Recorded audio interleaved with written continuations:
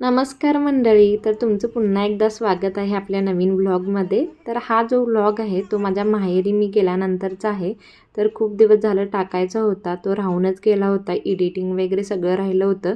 तर चला म्हटलं की आज तुमच्यासोबत हा शेअर करूया। तर चाफ्याची फुलं आणली होती आणि म्हटलं की चला हे आहेत तर गजरा करूया। तर हा गजरा कोणासाठी, तर पुण्याहून माझे चुलते आणि चुलते आले होते आणि त्याच दिवशी त्यांची होती ॲनिव्हर्सरी। तर चला म्हटलं की हा काकींसाठी गजरा तयार करूया। आता वाजले होते रात्रीचे 11 आणि त्यानंतर आमचं सेलिब्रेशन चालू झालं। नाना काकी जे म्हणतोय ते नंतर आम्ही सगळे घरच्यांनी त्यांचं औक्षण वगैरे करून घेतलं। त्यानंतर केक कटिंग चालू झालं। Happy birthday.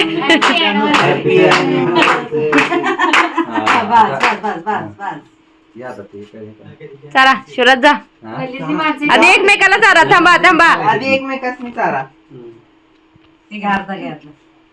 चारा की तोच द्या पप्पा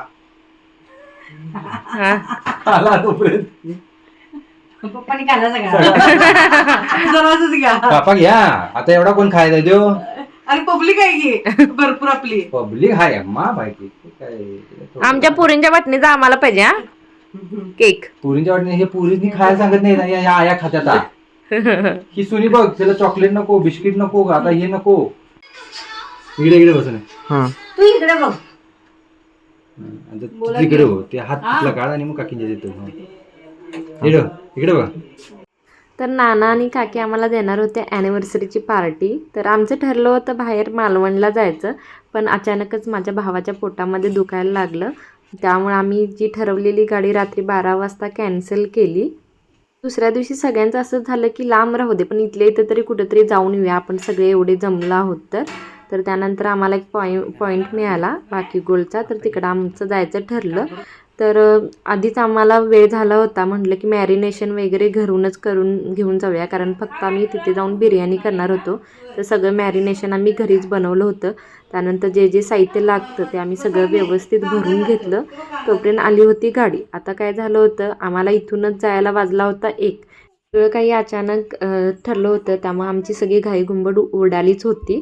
तरीही सगळं आम्ही व्यवस्थित प्लॅन केला आणि मग काय निघालो। गाडीही आली होती, सगळं साहित्य वगैरे ठेवून घेतलं। इथे सगळे उभारून ना, मी कुठं बसणार तू कुठं बसणार याचं सगळं प्लॅनिंग चालू होतं। सगळ्यांचं ठरलं कुठं कुठं बसायचं। त्यानंतर सगळं जे साहित्य होतं ते सगळं आठवणीनं आम्ही भरून घेतलं। तर इकडं बघा श्रीषा झोपलीच होती जाताना, त्यामुळे सगळेजण आम्ही बसलो आणि गणपती बाप्पा मोरया म्हणून जायला निघालो। आता आम्ही जाता जाता गारगोटीमध्ये थांबलो होतो, कारण माझ्या भावाची होती सोनोग्राफी, त्यालाही सोबत घेऊन जायचं होतं, त्यामुळे आम्ही त्याचं वाट बघत थांबलो होतो। तर गारगोटीतला ना क्रांतीवडा खूप फेमस आहे, मग तोच आणला होता। तो येईपर्यंत काय काम म्हणून आम्ही वडा खायला चालू केलं। तर सगळ्यांनी वडापाव सगळ्यांनी खाऊन घेतला। खूप टेस्टी आणि तिखट वडापाव होता, मस्त एन्जॉय केला। त्यानंतर तो आला आणि आम्ही सगळेजण जायला निघालो। जाताना लागली दोन्हीकडून झाडी। आता जाता जाताना आम्हाला करवंदाच्या जाळ्या, परत काजूची झाडे सगळं काही दिसत होतं।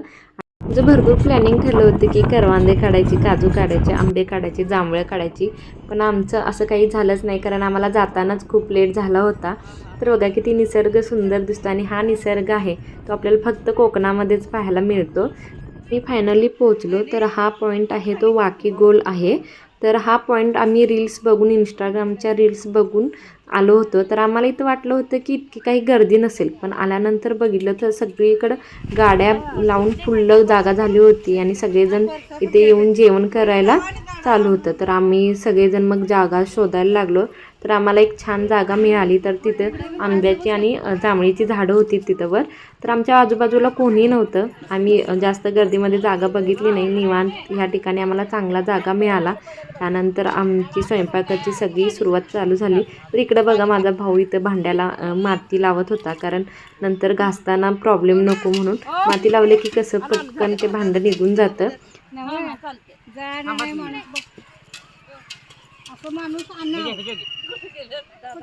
सगळी फॅमिली असली की खूप मजा येते. तर सगळ्यांनी आपलं आपलं काम वाटून घेतलं होतं आणि सगळेजण आपल्या आपल्या कामाला लागले होते. तर मी आणि काकी ते बिर्याणी करणार होतो. आमच्यासोबत माझे चुलते पण आले होते आणि ते लाकडानं द्यायचं काम करत होते. बिर्याणी करायला आम्ही चालू केलं होतं. आता सिलेंडर पण आणलं होतं कारण पावसाचं वातावरण खूप झालं होतं. म्हटलं की पाऊस आला तर आपली धावपळ व्हायला नको म्हणून आम्ही सिलेंडरही सोबत घेऊन गेलो होतो. तर एकीकडे आम्ही सिलेंडर जोडला होता आणि भात शिजवण्यासाठी अजून एक चूलसुद्धा मांडली होती. तर हे जे जेवण होतं याला सगळ्यांचा हात लागणार होता. सगळेजण काही ना काहीतरी करत होते. त्यामुळे ही बिनकामी माणसं आहेत बघा, समोर बसलेली बिनकामी माणसं आहेत दोघं जण. कोण घालाले भात कोण करते कुठे गेली प्लेट? सगळेजण काही ना काहीतरी करायला हातभार लावत होते. तर इकडं भात शिजायला घातला होता चुलीवर आणि गॅसपेक्षा चुलीला खूप मोठा जाळ होता त्यामुळं भात तेवढंच शिजला. इकडं मॅरिनेशन केलेलं आम्ही चिकन फायनली घातलं. कांदा वगैरे चांगला भाजला होता त्यामुळे तेही शिजायला ठेवलं. सकाळ झाली चिमणी उठली चिकली उठला इकडे इकडे बाळा भाजी बघी सगळे. आता येताना ना श्रीषा झोपली होती त्यामुळं ती नंतर थोड्या वेळानं उठली. त्यानंतर तिच्या मामाचं हे गाणं चालू झालं. सगळेजण हसायला लागले. इथं ना चुलीवर जेवण करणं खूप सोपं आहे कारण आजूबाजूला खूप लाकडे वगैरे होती. हा तसं धर बरोबर. मामा इकडे बघ. अरे बाबा तुझी पोरगी आम्ही जेवण करत होतो ना तिथं ते आंब्याचं झाड होतं. त्या झाडाला खूप आंबे पण लागले होते आणि जांभळे पण लागली होती. मला आजूबाजूचा परिसर दाखवते बघा किती झाडे. हा मग तेच मी पण सांगायला लागले. एकदा चुलीला जाळ लागला की सगळं काही पटपट होतं.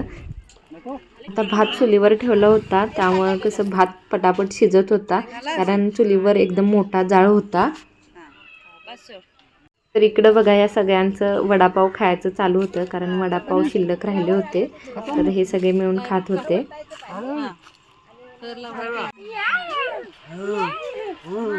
चवी लागत्या मला खायचं आता इकडं चिकनही चांगलं शिजलं होतं आणि इकडे भातही झाला होता. 80% शिजला होता. तर इकडं आमचं थर लावायचं चालू होतं. आता इथं सगळं आमचं काही ना काहीतरी विसरत होतं. काजू तळलेला कांदा टाकायचा विसरत होता. तर आम्ही सगळं मग वरूनच टाकलं. सगळं काही आवरलं आणि त्यानंतर आम्ही गेलो देवदर्शनासाठी. तर इकडं माकड बघा कसं माझाची बॉटल घेऊन माझा पित होतं.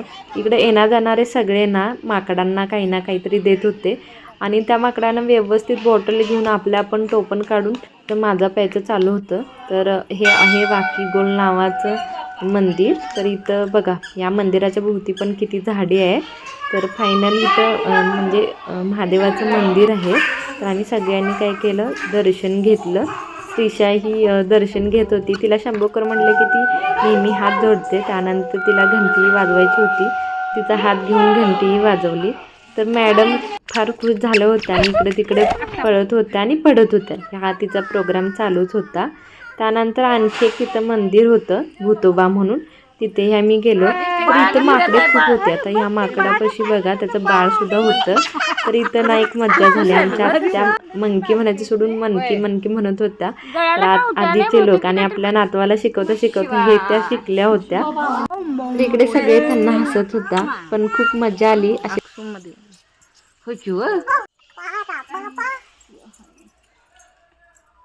फोटो काढायचा. इथं आमचा हा डॉन बघा हिला फोटो काढायचा होता म्हणून गॉगल लावून फिरत होती आणि ह्या दोघी छान खेळत होत्या. आणि सगळ्यांनी छान दर्शन घेतलं आणि पुन्हा आम्ही जेवण केलेल्या ठिकाणी गेलो. आता सगळ्यांना मात्र कडकडून भूक लागली होती त्यामुळे सगळ्यांनी पटापट प्रत्येकाला मदत करून सगळ्या काही गोष्टी व्यवस्थित घेतल्या आणि सगळेजण जेवायला बसले. तर इकडं काकी सगळ्यांना बिर्याणी वाढत होत्या. तर बिर्याणी खाऊन सगळेजण म्हणत होते की बिर्याणी खूप छान झाली. अशा वातावरणामध्ये आपण जेवण करतो ते खरंच खूप टेस्टी बनतं.